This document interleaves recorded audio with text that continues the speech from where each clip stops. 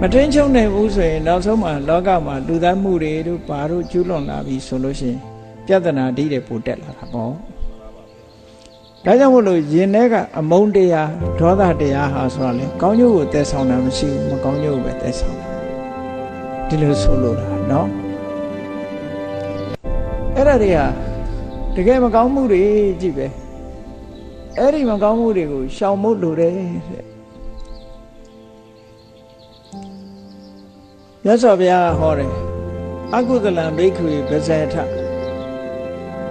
ကောင်းကျိုးချမ်းသာမပေးတဲ့ဆင်းရဲဒုက္ခကိုဖြစ်ပေါ်စေတတ်တဲ့အကုသိုလ်တရားတွေကိုစွန့်ပယ်လိုက်ကြတဲ့ဒါပြင်စွန့်ပယ်လို့ရောရသလားလို့ဆိုရတယ်စွန့်ပယ်လို့ရတယ်စွန့်ပယ်လို့ရလို့အဖေကစွန့်ပယ်ကြလို့ဟောတာတဲ့မရရင်မဟောဘူးဟုတ်တာပေါ့လောဘဆိုတာလည်းဖယ်လို့ရတာပဲဒေါသဆိုတာဖယ်လို့ရဘာဖြစ်လို့တုံးဆိုတော့လောဘဆိုတာစိတ်ထဲမှာဖြစ်ပေါ်လာတဲ့အညစ်အကြေးတစ်ခုပဲစိတ်ကိုဖယ်ရမှာမဟုတ်ဘူးလောဘကိုဖယ်ရမှာဆိုတော့အဝတ်တိတ်ကလေးအဝတ်ဖြူဖြူလေးဝတ်ထားတယ်အဲ့ဒီအဝတ်ဖြူဖြူကလေးပေါ်မှာအမဲဆက်ကလေးတစ်ခုကျလာပြီဆိုလို့ချင်းအဲ့ဒီအမဲဆက်ကအဝတ်ဟုတ်ကလားအဝတ်ပေါ်ရောက်လာတဲ့အမဲဆက်ကလေးကိုဆပ်ပြာတို့ရေတို့နဲ့တိုက်ချွတ်ပြီးတော့ဆေးကြောလိုက်မယ်ဆိုရင်ပျောက်မသွားဘူးလားထို့တူပဲလူရဲ့စိတ်ထဲမှာလောဘဆိုတာအမဲဆက်ကလေးပဲဒေါသဆိုတာအမဲဆက်ကလေးပဲမောဟဆိုတာအမဲဆက်ပဲအညစ်အကြေးတွေသူတို့ဖယ်လို့ရတယ်တဲ့ဒါကြောင့်မို့ဖယ်လို့ဖြစ်နိုင်တဲ့အရာဖြစ်လို့မြတ်စွာဘုရားကအကုသိုလ်တွေကိုပယ်ဆွညာလို့ဒီလိုဟောတာဘာဖြစ်လို့စွန့်ခိုင်းတာလဲလို့ဆိုလို့ရှိရင်အဲ့ဒီအကုသိုလ်ရှိနေလို့ရှိရင်တတ္တဝါတွေမှာမကောင်းတဲ့အခြေအနေတွေဆင်းရဲဒုက္ခတွေဖြစ်ပေါ်လာနိုင်တယ်မကောင်းတဲ့အခြေအနေရဲ့ဆင်းရဲဒုက္ခမကောင်းတဲ့အခြေအနေကိုအာဟိတလို့ခေါ်တယ်ဆင်းရဲဒုက္ခကိုဒုက္ခလို့သုံးတယ်အာဟိတာယဒုက္ခယတံဝတ္တတိအဲ့ဒီမကောင်းမှုတွေမိမိတဏ္ဍာမှာဖြစ်လာပြီးအကုသိုလ်တရားတွေမိမိတဏ္ဍာမှာလွှမ်းမိုးလာပြီးဆိုလို့ရှိရင်အာဟိတအခြေအနေကောင်းတွေလက်လွတ်ဆုံးရှုံးသွားမယ်အခြေအနေကောင်းဆိုတာကောင်းတဲ့စိတ်တွေဖြစ်ပေါ်လာဖို့မရှိတော့ဘူးမကောင်းတဲ့စိတ်တွေကြီးပဲဖြစ်ပေါ်လာနိုင်တယ်အဲ့ဒါကောင်းတဲ့စိတ်တွေကြီးပဲဖြစ်ပေါ်လာနိုင်တာကိုအခြေကောင်းအခြေအနေကောင်းကောင်းတဲ့စိတ်တွေကိုမဖြစ်ပေါ်စေနိုင်တော့ဘူးမကောင်းတာတွေကြီးပဲဖြစ်လာပြီဆိုရင်ဒါအခြေအနေမကောင်းဘူးလောကလူတွေကပြောကြတယ်လေလူမမာတယောက်ယောဂပြင်းထန်လာလို့ရှိရင်ဘယ်လိုပြောကြလဲအခြေအနေမကောင်းဘူးလို့ပြောကြတယ်ဟုတ်ကဲ့လားကိစ္စပဲဖြစ်ဖြစ်ဒီကောင်းတဲ့ဘက်ကိုဥလှည့်မလာဘူးမကောင်းတဲ့ဘက်ကိုဥလှည့်ပြီးဆိုလို့ရှိရင်ဟေးအခြေအနေမကောင်းဘူးအခြေအနေမကောင်းဘူးနဲ့ပြောကြတယ်လေအဲ့ဒါလိုပဲမိမိတဏ္ဍာမှာလောဘတွေလွှမ်းမိုးနေရင်ဒေါသတွေလွှမ်းမိုးနေရင်မောဟတွေလွှမ်းမိုးနေအကုသိုလ်တွေလွှမ်းမိုးထားရင်အခြေအနေမကောင်းဘူးလို့ပဲပြောရမှာအခြေအနေမကောင်းဘူးစိတ်ထဲကလောဘဒေါသမောဟတွေဖြစ်လာပြီဆိုလို့ရှိရင် तू ပြောမဲ့စကားတွေဟာအကောင်းထွက်ပါမလား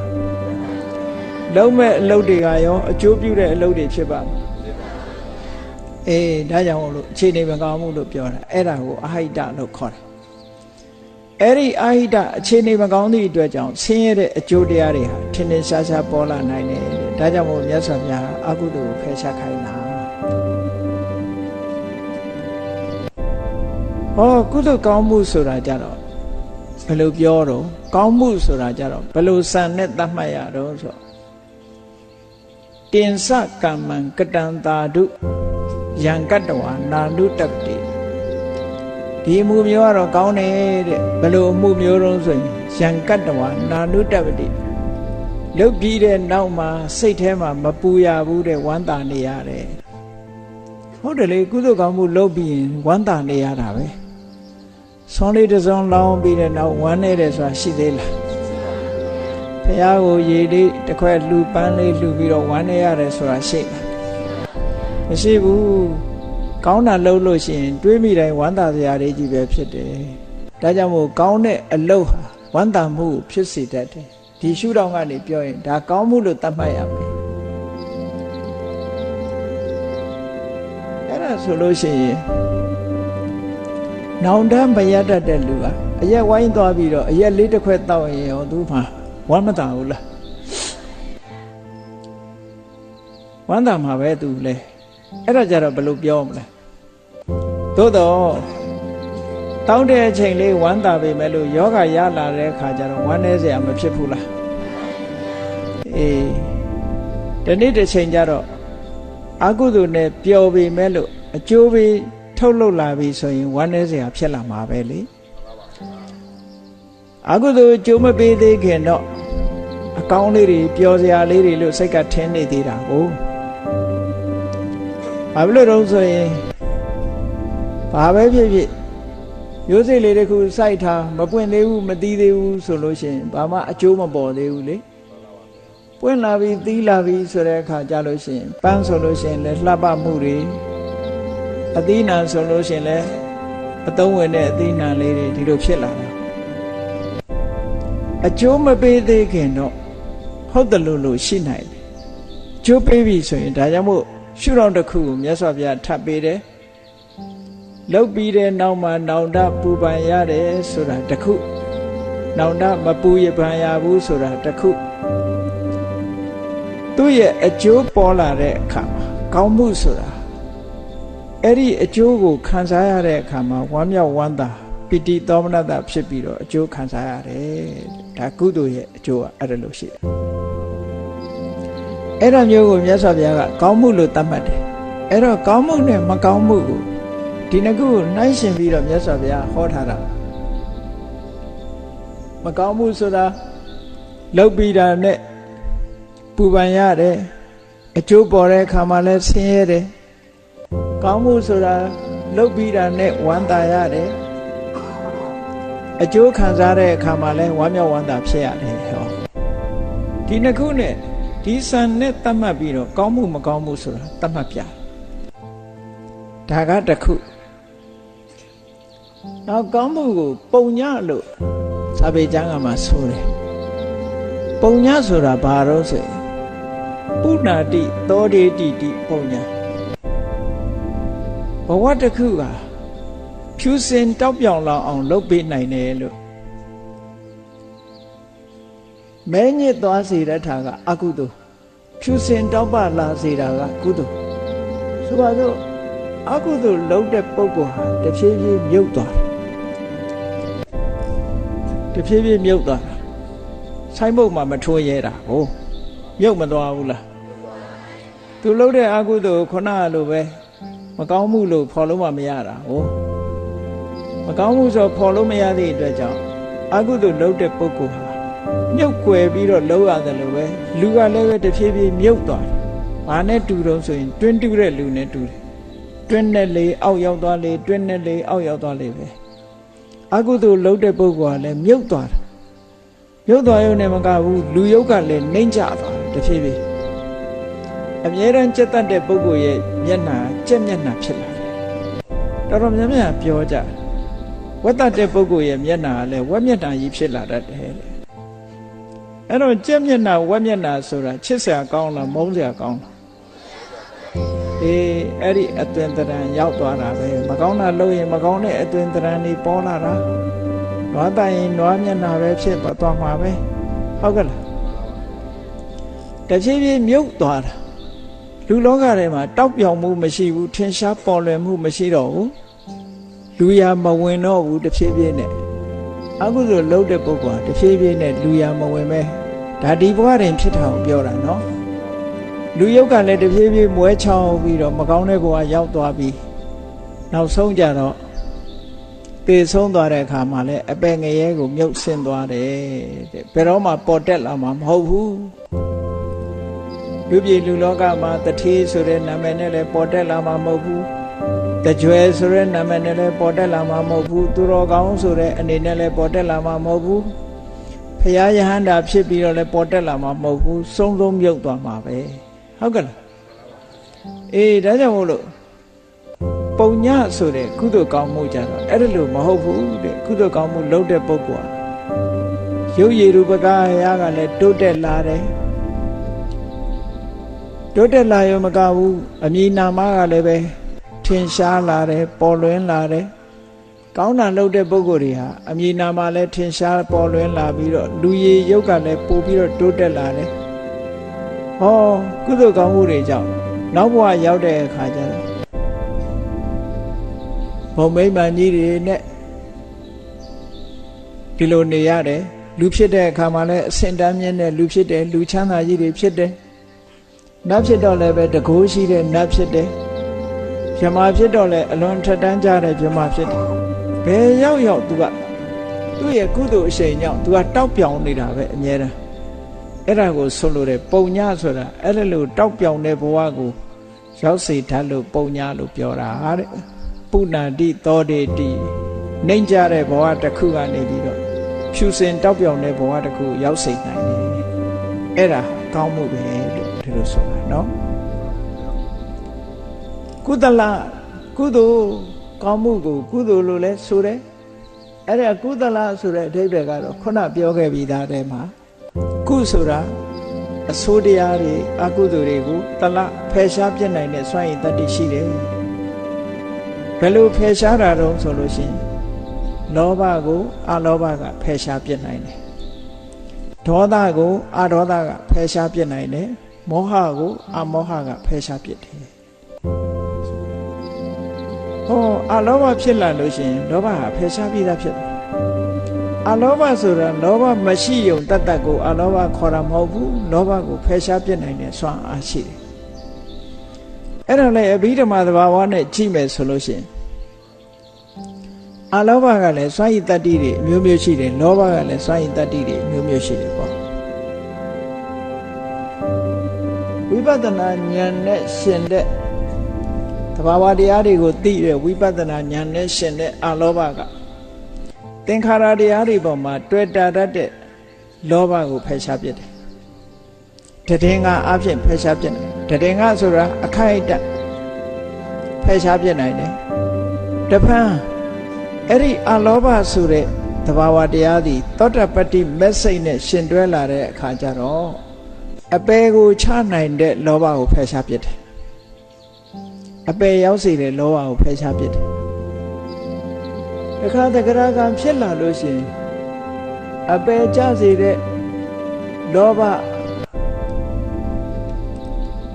ပြင်းထန်လာတဲ့လောဘ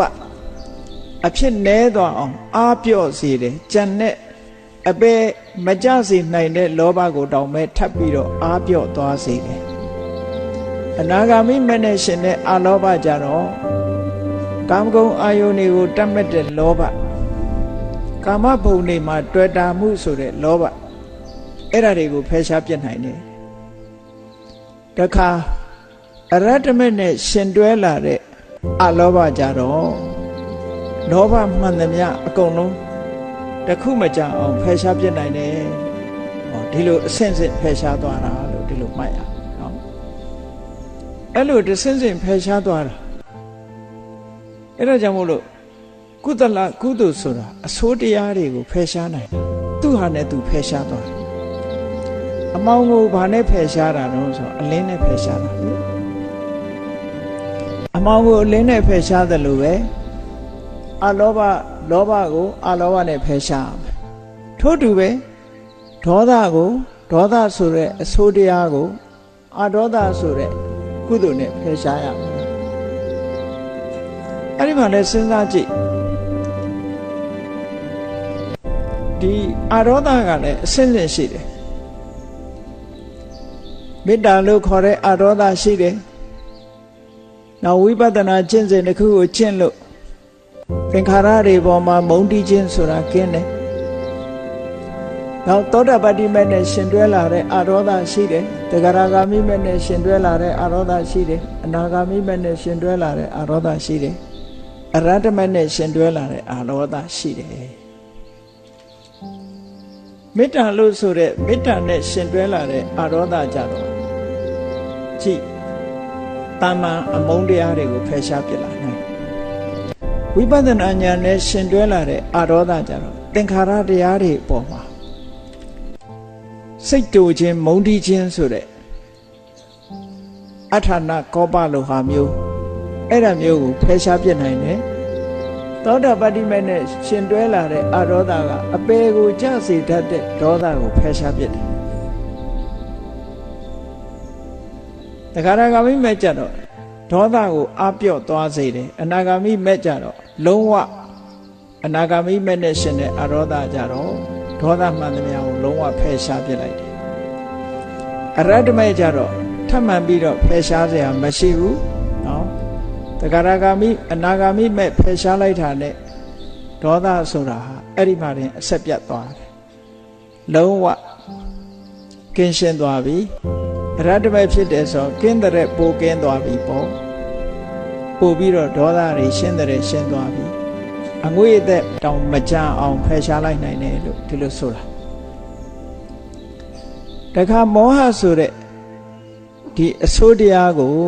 အမောဟဆိုတဲ့ကုသိုလ်တရားကဖယ်ရှားတယ်အစင်းနဲ့ပဲဖယ်ရှားတာပဲတာမန်အခုလိုတရားနာလို့သိလာတဲ့အတိလေးကဘယ်လိုအတိတုံးဆိုကုသိုလ်မှန်သိတယ်အကုသိုလ်မှန်သိတယ်ကောင်းမှုမှန်သိတယ်မကောင်းမှုမှန်သိတယ်ဆိုတဲ့အမောဟဆိုတဲ့အတိညာလေးဟာဟောမသိဘူးဆိုတဲ့မောဟကိုဖယ်ရှားလိုက်တယ်သိတာနဲ့မသိတာကြောချင်းကပ်နေတာလေအခုသိလိုက်တာနဲ့တပြိုင်တည်းမသိတာပျောက်မသွားဘူးလားအေးကောင်းမှုမကောင်းမှုကိုသိလာတယ်ကုသိုလ်အကုသိုလ်ကိုသိလာတယ်ဟောသိလိုက်တာဟာမသိတာကိုအခုချိန်မှာဖယ်ရှားပြီးသားဖြစ်သွားတယ်တခါဝိပဿနာဉာဏ်နဲ့ရှင်တဲ့အမောဟအသိဉာဏ်ကြတော့ဘာတွေကိုဖယ်ရှားတော့ဆိုသင်္ခါရတရားဆိုတဲ့ယုတ်တရားနံတရားတွေဟာမမြဲပါလားဆိုတာသိလာဖြစ်ပြီးရင်ပြတ်သွားတယ်ဆိုတဲ့သဘောတွေကိုမြင်လာတယ်ဖြစ်ပြီးပြတ်သွားမှုတွေကအမြဲတမ်းအနှောက်အယှက်ပေးနေလို့ဒုက္ခဆိုတာမြင်လာတယ်မိမိရဲ့အလိုဆန္ဒအတိုင်းဘာတစ်ခုမှမဖြစ်ဘူးဆိုတာမြင်လာတယ်ဟောအနိစ္စဒုက္ခအနတ္တဆိုတဲ့သဘောတရားတွေကိုမြင်လာပြီဆိုလို့ရှိရင်အဲ့ဒီအနိစ္စဒုက္ခအနတ္တတွေအရင်ကမမြင်ခဲ့တာဝိပဿနာဉာဏ်နဲ့ရှင်တဲ့အမောဟကမမြင်အောင်ကာကွယ်ထားတဲ့မောဟတွေကိုဖယ်ရှားလိုက်တာပဲလေသူတခါသောတပတ္တိမနဲ့ရှင်းလာတဲ့အမောဟအတိညာကြတော့ဘာတွေကိုဖယ်ရှားတော့ဆိုတော့အပယ်ကိုကြစေတတ်တဲ့အကြောင်းနဲ့အကျိုးအကောင်းဆိုးကိုမသိတတ်တဲ့မောဟလုံးဝဖယ်ရှားပြလိုက်တယ်အကြောင်းအကျိုးအကောင်းဆိုးမသိဘူးမှားရင်းနဲ့အယူလားမှန်တဲ့အယူလားဆိုတာမသိတဲ့မောဟကိုဖယ်ရှားလိုက်တယ်တန်တရားကိုဖြစ်စေတတ်တဲ့မောဟကိုလည်းဖယ်ရှားလိုက်တယ်တဂရဂါမိမဲ့နဲ့ရှင်းလာတဲ့အမောဟကတော့မောဟမှန်သမျှကိုအားပြော့စေတယ်အနာဂါမိမဲ့နဲ့ရှင်းတဲ့အမောဟကကာမရာဂဗျာပါဒနဲ့ပတ်သက်ပြီးတော့ဖြစ်ပေါ်လာတဲ့မောဟတရားတွေကိုထပ်မံပြီးတော့ဖယ်ရှားပြစ်တယ်အရတ္တမဲ့နဲ့ရှင်တဲ့အမောဟကတော့မောဟမှန်သမျှအလုံးကိုဖယ်ရှားပြလိုက်တယ်အမှန်တရားကိုဖုံးကွယ်နေတဲ့မောဟမှန်သမျှအဝိဇ္ဇာမှန်သမျှဟာအရတ္တမဲ့နဲ့ရှင်းလိုက်တာအလုံးကုန်သွားတယ်ဟောလို့အဆင့်စစ်ကုသိုလ်တရားသည်အကုသိုလ်တရားကိုဖယ်ရှားပြစ်နိုင်တယ်ဒါကြောင့်မို့လို့မြတ်စွာဘုရားကကုသလံဘိက္ခဝေဘာဝေထစေတယဟန်တို့ကုသိုလ်ကိုမိမိတဏ္ဍာမှာဖြစ်စေကြတိုးပွားအောင်လုပ်ကြလို့ဒီလိုဟောတာဘာဝေထဆိုတာဖြစ်စေတာရဲ့တိုးအောင်လုပ်တာဒီနှစ်ခုယူပါကိုယ်တဏ္ဍာမှာအာလောဘမဖြစ်သေးဘူးဆိုရင်ဖြစ်အောင်လုပ်ရမယ်အာဒေါသမဖြစ်သေးဘူးဆိုရင်ဖြစ်အောင်လုပ်ရမယ်အမောဟမဖြစ်သေးဘူးဆိုရင်ဖြစ်အောင်လုပ်ရမယ်ဖြစ်လာပြီးလို့ရှိရင်ဖြစ်ရုံနဲ့မကျေနပ်ရဘူးတိုးအောင်ကြိုးစားရအောင်အရှိန်နေကောင်းတဲ့ကောင်းလောက်ဆိုပါစို့တာမန်အလောဘတစ်ခုကနေပြီးတော့ဝိပဿနာဉာဏ်နဲ့ရှင်းလာတဲ့အလောဘဖြစ်အောင်တိုးတက်အောင်မြင့်တင်ပေးရဝိပဿနာဉာဏ်နဲ့ရှင်းတဲ့အလောဘကိုသောတာပတ္တိမေနဲ့ရှင်းတဲ့အလောဘမျိုးဖြစ်လာအောင်မြင့်တင်ပေးရတဂရဂါမိမေနဲ့ရှင်းတဲ့အလောဘမျိုးဖြစ်အောင်အနာဂါမိမဲ့နဲ့ရှင်တဲ့အလောဘမျိုးဖြစ်အောင်အရဟတမေနဲ့ရှင်တဲ့အလောဘမျိုးဖြစ်အောင်မြင့်တင်ပေးသွားတာ အဲ့ဒါကိုဘာဝနာလို့ခေါ်တာပဲဒါကြောင့်မို့မြတ်စွာဘုရားကုသလံဘိက္ခွေဘာဝေထจิตသားယဟန်တို့ကုသိုလ်ကိုဖြစ်ပွားစေကြတဲ့ဘာဖြစ်လို့ကုသိုလ်ကိုဖြစ်စေခိုင်းတာတော့လို့ဆိုလို့ရှိရင်အဲ့ဒါလို့တိုးမြင့်လို့ရစေသလားရနိုင်သလားဆိုရနိုင်တယ်ဒါကြောင့်မို့မြတ်စွာဘုရားဖြစ်ပွားစေကြဘာကြောင့်ဖြစ်ပွားစေဖို့တိုက်တွန်းရလဲလို့ဆိုရင်အဲ့ဒီကုသိုလ်တရားတွေမိမိတဏ္ဍာမှာဖြစ်လာပြီးတိုးပွားလာပြီးဆိုလို့ရှိရင်ဟိတဒုက္ခအခြေအနေကောင်းတွေဖြစ်လာမယ်ချမ်းသာဒုက္ခတွေဖြစ်လာမယ်အကျိုးစီးပွားအခြေအနေကောင်းဆိုတာဘယ်ဒီအောင်အခြေအနေကောင်းလို့အခုဘုန်းကြီးတို့တွေလူဘဝရောက်လာတယ်လူဘဝရောက်လာတာဒါအခြေအနေကောင်းတယ်လို့ခေါ်ဘာဖြစ်လို့အခြေအနေကောင်းတာလို့ဆိုလူဘဝဟာတကယ်လမ်းဆုံးကြီးကိုရောက်လာနတ်ပြည်သွားခြင်းသလားလူပြည်ကသွားလို့ရဗြဟ္မပြည်သွားခြင်းသလားလူပြည်ကသွားလို့ရဘာဖြစ်ချင်တယ်လဲ32ဘုံတည်းကကောင်းတဲ့ဘုံတွေဟုတ်လားဗြဟ္မပြည်26ဘုံနဲ့ဘယ်ဘုံတွေကိုသွားခြင်းတယ်လဲဘယ်ဘုံကိုသွားခြင်းလူပြည်ကနေပြီးတော့ဥတ္တိပြီးလှုပ်ရှားလို့ရတယ်ပေါ့လမ်းခုလက်ကိုရောက်တယ်ဒါအခြေအနေကောင်းတယ်လို့ခေါ်တာလေလူပြည်မှာကုသိုလ်ပြုခွင့်ရတယ်ဒါနကောင်းမှုလုပ်ခွင့်ရတယ်သီလဆောက်တည်ခွင့်ရတယ်ကမ္မထံတရားအထုတ်ခွင့်ရတယ်ဒါအခြေအနေကောင်းပဲအခြေအနေကောင်းလေးတွေက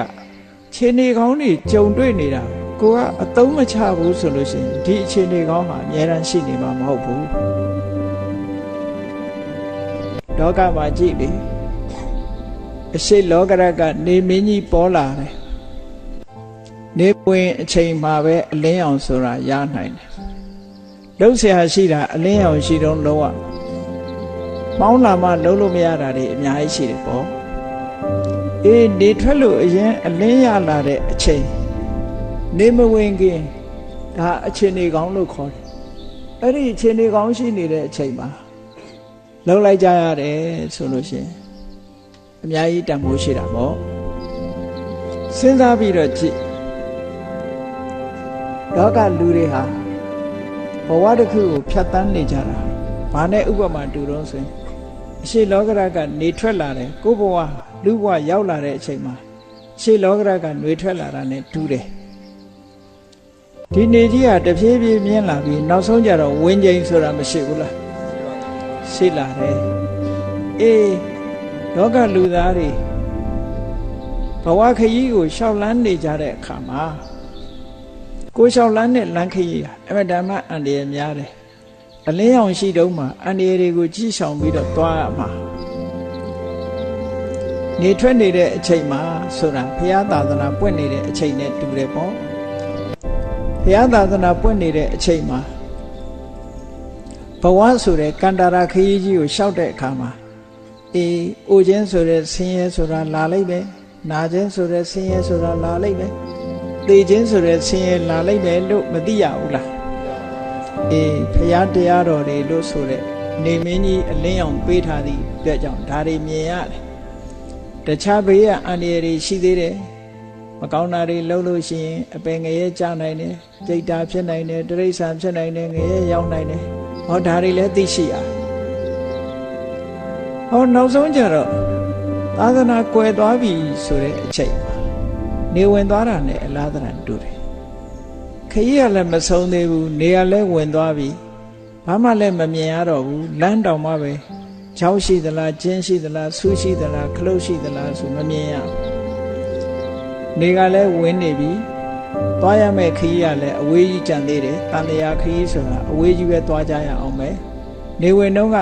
နေရှိတုန်းကဘုရားသာသနာတော်နဲ့ကြုံတွေ့တဲ့အခါမှာဒီခရီးကိုပေါက်အောင်မလျှောက်ခဲ့ဘူးအမတ်တမဲ့နဲ့ကုန်းလာနေဝင်ချိန်မှာလည်းခရီးရှည်ကြီးသွားရမယ်ဆိုတဲ့လူတယောက်ရဲ့ဘဝအခြေအနေကိုဆင်ញင်သုံးသပ်ကြည့်စမ်းပါဘလောက်စိုးရိမ်စရာကောင်းတယ်လေပေါ့အဲ့တော့တန်တရားထဲမှာလည်းဘုန်းကြီးတို့တွေဟာရလာတဲ့လူဘဝလေးမှာအချိန်ပိုင်းနဲ့ဘုရားသာသနာပွင့်ပြီးတော့အလင်းရောင်ရှိနေတဲ့အချိန်မှာအချိန်ပိုင်းနဲ့လှုပ်တဲ့လှုပ်ထိုက်တာတွေလောက်မလုပ်ဘူးဆိုလို့ရှိရင်အလုပ်တွေအများကြီးကြံပြီးတော့သာသနာလဲကွယ်တော့မယ်ဆိုတဲ့အချိန်မှာအမှောင်ကြီးတန်းတော့မယ်အချိန်မှာ ရှေ့ကိုခီးဆက်ဖို့ဆိုတာအလွန်တရာခက်တယ်ပေါ့ဒါကြောင့်မို့လို့ဘုရားသာသနာတော်နဲ့ကြုံတဲ့အချိန်မှာအတိအကျများများရအောင်အချိန်ရှိကြလုံလဆိုင်ပြီးကြိုးစားအထောက်ကြရမှာဒါကြောင့်မို့ရှေးဥစွာကောင်းမှုကိုဆိုတာကိုသိအောင်ကြိုးစားရမယ်မကောင်းမှုဆိုတာသိအောင်ကြိုးစားရမယ်ကောင်းမှုဆိုတာပါမကောင်းမှုဆိုတာပါကုသိုလ်ဆိုတာပါအကုသိုလ်ဆိုတာပါအဲ့ဒါတွေကိုသိအောင်လုပ်ဖို့အမှန်တမ်းအရေးကြီးတယ်အဲ့ဒါလို့သိတာကိုပဲတမ္မာဒိဋ္ဌိဉာဏ်လို့ခေါ်တယ်ပထမအဆင့်ဒါတမ္မာဒိဋ္ဌိဉာဏ်အဲ့ဒီမှာကုသိုလ်ဆိုတဲ့တရားဟာဘယ်ထိအောင်ရအောင်လုပ်ရမှာလဲလို့ဆိုလို့ရှိရင်ကောင်းမှုဆိုတဲ့ကုသိုလ်တရားဟာအကုသိုလ်တွေကိုဖယ်ရှားဖို့အတွက်အမတန်မှအစွမ်းထက်တဲ့လက်နက်တစ်ခုဖြစ်တယ်အဲ့ဒီကုသိုလ်ဆိုတဲ့တရားဟာအဘိဓမ္မာသဘောနဲ့ပြောမယ်ဆိုလို့ရှိရင်အခြေခံအနေနဲ့မဟာကုသိုလ်စိတ်၈ခုဆိုတာရှိတယ်ဒါနကောင်းမှုလုပ်မယ်သီလဆောက်တည်မယ်ကမ္မထဘာဝနာပွားမယ်မဟာကုသိုလ်စိတ်တွေပဲဖြစ်တယ်ဒါနလုပ်တာလည်းမဟာကုသိုလ်စိတ်နဲ့လုပ်ရတယ်သီလဆောက်တည်တာလည်းမဟာကုသိုလ်စိတ်တွေဖြစ်တယ်ဘာဝနာပွားတာလည်းမဟာကုသိုလ်စိတ်ဖြစ်တယ်အဲ့ဒီမဟာကုသိုလ်စိတ်၈ခုဆိုတာလွယ်လွယ်လေးမှတ်ရအောင်ပြောရမယ်ဆိုရင်အတိညာပါတဲ့ကုသိုလ်က၄ခုအတိညာမပါတဲ့ကုသိုလ်က၄ခုသို့မဟုတ်ဒီလိုခွဲအတိညာရှိမရှိနှမျိုးနဲ့ခွဲလိုက်ကုသိုလ်လုပ်တဲ့အခါမှာစဉ်းစားဉာဏ်နဲ့လုပ်တာတစ်ခုစဉ်းစားဉာဏ်မပါပဲလုပ်တာတစ်ခုကိုယ်ပိုင်အတိညာနဲ့လုပ်တာတစ်ခုကိုယ်ပိုင်အတိညာမပါပဲလုပ်တာတစ်ခုဆိုဘယ်နှခုဖြစ်သွားလဲနှစ်ခုအဲ့ဒီနှစ်ခုကိုလူရဲ့ခံစားချက်နှမျိုးနဲ့မြှောက်အောင်ခံစားချက်နှမျိုးဆိုတာဘာလဲဆိုရင်ကုသိုလ်လုပ်တဲ့အခါမှာစိတ်ထဲမှာဝမ်းမြောက်ဝမ်းသာလှုပ်တာရှိတယ်ပုံမှန်လုံးနေကြလှုပ်လိုက်တာဝမ်းသာမှုမထင်ရှားတာရှိတယ်ခံစားချက်နှမျိုးစာလို့ပြောရင်သောမနတဥပေက္ခပေါ့ဝမ်းသာမှုထင်ရှားတယ်သောမနတဝမ်းသာမှုမထင်ရှားဘူးဥပေက္ခအဲ့ဒီခံစားချက်နှမျိုးနဲ့ခုနဉာဏ်ရှိမရှိနှစ်ခုကိုနှစ်ကိုနှစ်နဲ့မြောက်တော့ဘယ်လောက်ဖြစ်သွား၄ခုဖြစ်တယ်အဲ့ဒီအခါမှာကုသိုလ်လုပ်တဲ့အခါမှာစိတ်အခြေအနေကနှမျိုးရှိတယ်တစ်ခါတစ်ခါတွန်းအားပေးရတယ်တစ်ခါတစ်ခါတွန်းစရာမလိုဘူးသူကသူထက်ထက်မြက်မြက်ဖြစ်တယ်ထက်ထက်မြက်မြက်ဖြစ်တာကတခုတွန်းပြီးတော့မှတွန်းအားပေးမှကိုယ်စိတ်ကိုပြင်ပေးမှထက်မြက်လာတာတခုဆိုတော့ထက်မြက်မှုရှိမရှိတွန်းပေးရမှုရှိမရှိနှစ်ခုနဲ့မြောက်လိုက်လို့ရှိရင်၄ကိုနှစ်နဲ့မြောက်တော့အဲ့ဒါမဟာကုသိုလ်စိတ်၈ခုဆိုအဲ့ဒါလူရဲ့စိတ်အခြေအနေတဲ့ဒါနလုပ်တဲ့အခါမှာအတိညာနဲ့စဉ်းစားပြီးလုပ်တဲ့ဒါနအတိညာမပါပဲလုပ်တဲ့ဒါနလို့နှစ်မျိုးအဲ့ဒီနှစ်မျိုးမှာလှူတဲ့အခါမှာဝမ်းသာအာရလှူတာရှိတယ်တာမန်လှူလိုက်တာရှိတယ်အဲ့ဒီနှစ်ခုနဲ့မြောက်တော့ဒါနကုသိုလ်ဟာ၄ခုဖြစ်သွားတယ်အတ္တတရောလှူတာနဲ့ကိုယ့်အကိုတိုက်တွန်းလို့ဖြစ်စေသူများတိုက်တွန်းလို့ဖြစ်စေလှူပြစ်သွားတာနှမျိုးနဲ့၄ကိုနှစ်နဲ့မြောက်တဲ့အခါကျတော့၈ခုဖြစ်တယ်ဒါနကုသိုလ်တွေမဲ့၈မျိုးဖြစ်တယ်သီလမှာလည်းထို့တူပဲအတိညာနဲ့လုပ်တဲ့သီလအတိညာမပါဘဲနဲ့စောင့်တဲ့သီလဆိုပြီးတော့2မျိုးအဲ့ဒီ2မျိုးကိုတခါခံစားမှု2ခုနဲ့မြောက်လိုက်ဝန္တာအာရစောင့်တယ်သို့မဟုတ်ဝန္တာမှုတိတ်ပြီးတော့မရှိဘူးဒီ2ခုနဲ့မြောက်တဲ့အခါ4ခုဖြစ်တယ်စိတ်အားထက်သန်တယ်ရှိတယ်စိတ်အားထက်သန်မှုမရှိဘူးဒီ2ခုနဲ့ထမြောက်တော့သီလကုသိုလ်ဟာလည်း10မျိုးဖြစ်တာပဲဘာဝနာကုသိုလ်လုပ်တဲ့အခါမှာလည်းပဲဟောဒီ10မျိုးတွေကပဲလုပ်ရတာပဲအဲ့တော့ကိုယ်တဏ္ဍာမှာအကောင်းဆုံးဖြစ်အောင်ကတော့ဘာနဲ့လုပ်ရမလဲဆိုရင်အသိဉာဏ်ရှိဖို့လိုတယ်ထက်မြက်ဖို့လိုတယ်ဝမ်းမြောက်ဝမ်းသာဖြစ်ဖို့လိုတယ်ပေါ့အဲ့ဒါဆိုလို့ရှိရင်အကောင်းဆုံးကုသိုလ်ဖြစ်နိုင်တယ်ပေါ့ဒါဖြင့်ဒီကုသိုလ်ဟာအတော်ကိုအစွမ်းထက်ပြီးလို့ဆိုရင်ပဲဒီကုသိုလ်တဲ့တာတဲ့ကုသိုလ်မရှိတော့ဘူးလားလို့ဆိုရှိသေးတယ်အဲ့ဒီကုသိုလ်ကဘာလဲလို့ဆိုရင်တမာတိကျင့်စဉ်တစ်ခုကိုကျင့်လိုက်တဲ့အခါမှာကာမဂုဏ်အာယုန်တွေကိုတွန်းဖယ်ထားနိုင်အောင်စိတ်ဟာတည်ငြိမ်သွားတယ်အိတ်ချင်စိတ်တွေ နော်ဌိနမိတ်ဆိုတာတွေဒီဥဒိစ္စကောကောဆဆိုတဲ့စိတ်လေးတာတွေစိတ်ပူတာတွေဝိသိကိစ္စဆိုတဲ့တန်တရားတွေကာမဂုဏ်အာယုံခံစားလို့တဲ့ကာမိဆန္ဒတွေစိတ်ထဲမှာအလိုမကျဘူးဆိုတဲ့ပြာပါဒတွေဒါတွေကိုတွန်းလှန်ဖယ်ရှားပြစ်လိုက်တဲ့အခါကျသူကတမာရီကတအားတည်ငြိမ်ပြီးတော့သွားတယ်အာယုံလေးတစ်ခုပေါ်မှာစူးစိုက်ပြီးတော့ရှုနိုင်တဲ့အနေအထားတစ်ခုရတာအဲ့ဒါကိုသံဃုတုလို့ခေါ်တယ်သူကလည်းအဆင့်၄ဆင့်သို့မဟုတ်အဆင့်၅ဆင့်ရှိတယ်အဲ့ဒီကရူပကုသိုလ်၅ခုလို့ခေါ်တယ်တခါအဲ့ဒီကနေပြီးတော့အာယုန်တွေပြောင်းပြီးတော့အဆင့်မြင့်လိုက်တဲ့အခါတမာတိစွမ်းအားတွေကပို့ပြီးတော့ထက်လာတယ်တမထကျင့်စဉ်တစ်ခုကျင့်လိုက်တော့ထက်လာပြီးတော့ဒီရူပဇံအဆင့်တွေကိုကျော်လွှားပြီးတော့နောက်ဆုံးမှာအရူပဇံ၄ခုဆိုတဲ့ကုသိုလ်ရှိသေးတယ်ဟောအဲ့ဒီကုသိုလ်တွေကြတော့ဘလောက်အစွမ်းထက်တုံးဆိုခုနကကာမဝဆရာကုသိုလ်ကနေအကျိုးပေးလိုက်လို့ရှိရင်လူဘုံဖြစ်တယ်နတ်ဘုံဖြစ်တယ်ဒီလောက်ပဲရှိတယ်နော်တက်တန်းနဲ့တွေ့မယ်ဆိုရင်ဟိုပရဏိဝိတဝဒဝတိနတ်ပြည်ရောက်သွားလို့ရှင်သူကတက်တန်းအရှိဆုံးပဲဒီတယ်မရှိဘူးကဘာတိအောင်မရှိဘူးခုနကတမာရိကုသိုလ်တွေရူပကုသိုလ်အရူပကုသိုလ်ရူပကုသိုလ်၅ခုအရူပကုသိုလ်၄ခုဒီမဟကုကုသိုလ်လို့ခေါ်တဲ့ဇံနဲ့ပတ်သက်လာတဲ့ကုသိုလ်တွေကြတော့အသက်ဟာကဘာထိအောင်ခြီးပြီးတော့ရှည်တယ်သူ့ရဲ့အစွမ်းအားပို့ပြီးတော့ချီးမားလာတယ်ဒါပြင်ကုသိုလ်ဟာဒီလောက်နဲ့ဂုံသွားလားဆိုမဂုံသေးဘူးနော်ကုသိုလ်တွေလှုပ်เสียရတယ်လောကမှာဒီကနေ့လှုပ်နေကြတဲ့ကုသိုလ်တွေဟာကာမဝဆရာကုသိုလ်လေးပဲလှုပ်နိုင်ကြတာမဟာကုသိုလ်လေးပဲလှုပ်နိုင်တာရူပကုသိုလ်မရောက်ဘူးအရူပကုသိုလ်မရောက်ဘူးနောက်ဆုံးမှာအစွမ်းထက်ဆုံးကုသိုလ်တွေကဘယ်ဟာတွေတုံးဆိုမဲ့ကုသိုလ်လို့ခေါ်တယ်သောတာပတိမဲ့တဂရဂါမိမဲ့အနာဂါမိမဲ့ရတ္တမဲ့လို့ဆိုတဲ့ဒီမဲ့၄ပါးဆိုတာလဲကုသိုလ်ပဲအဲ့ဒီမှာသောတာပတိဆိုတဲ့သောတာပတိမဲ့ကုသိုလ်ကိုလှုပ်လို့ရှိရင်အမြင်မှားခြင်းနဲ့တန်တရားရှိခြင်းကိုလုံးဝရှင်းလင်းပြစ်လိုက်နိုင်တယ်ပေါ့ပြီးတော့အပေဘုံကနေလုံးဝလွတ်သွားပြီဘဝတန်တရားမှာ9ဘဝပဲရှိတော့တယ်နောက်ထပ်ဒုက္ခခံမှုမရှိတော့ဘူးရှစ်ခုမြောက်ဘဝသူ့မှာမရှိတော့ဘူးဆိုအတော်ကိုဒုက္ခတွေနည်းသွားတာပဲဒီကုသိုလ်ရဲ့စွမ်းဆောင်မှုပါဟုတ်ကဲ့လားကျန်တဲ့ကုသိုလ်တွေကအိုနာသေးရေးဆိုတာမလွတ်ဘူးဟောသောတာပတိမဲ့ကုသိုလ်ဖြစ်လိုက်လို့ရှိရင်နောက်ထပ်သေဖို့ဟာ9ကြိမ်ပဲကြံတော့တယ်ဒီလိုပြောတာပိုခြင်းနာခြင်းသေခြင်းနဲ့ရင်ဆိုင်ဖို့ရ9ကြိမ်ပဲရှိတော့တယ်ပေါ့နောက်ထပ်ဒီရင်ဆိုင်တရားမရှိတော့ဘူးဟောသဂရဂါမိမဲ့ကုသိုလ်ရလို့ရှိရင်ဒီတဲ့စွမ်းအားတွေမြင့်လာလို့ဘဝဟာဒီတဲ့တိုးလာအနာဂတ်ကုသိုလ်ရသွားပြီဆိုလို့ရှိရင်ကြည့်ကာမဘုံနဲ့အဆက်ဖြတ်တယ်ငရဲတို့တိရစ္ဆာန်တို့ပြိတ္တာတို့မဆိုထားပြီလူဘုံတို့ဟုတ်လားနတ်ဘုံတို့နဲ့ပါအဆက်ဖြတ်ပြီးတော့ဟိုးတက်တန်းရှိတဲ့ပြမဘုံလေးအဲ့ဒီပြမဘုံတောင်မှပဲအလွန်စင်ကြယ်တဲ့သုဒ္ဓဝါဒဘုံဆိုတာမျိုးနဲ့ပဲသူကအတော်အဆင့်မြင့်တဲ့ဘုံတွေမှာရောက်သွားတယ်အရတ္တမဲ့ဖြစ်လိုက်တာနဲ့တပြိုင်နက်ကြည့်32ဘုံလုံးနဲ့အကုန်လုံးဆက်ပြတ်သွားတယ်ကိလေသာတွေအလုံးချုပ်ငြိမ်းသွားတယ်လုံးသမျှကံတွေဟာဘဝတစ်ခုကိုထူထောင်ဖို့ရမဖြစ်နိုင်တော့ဘူး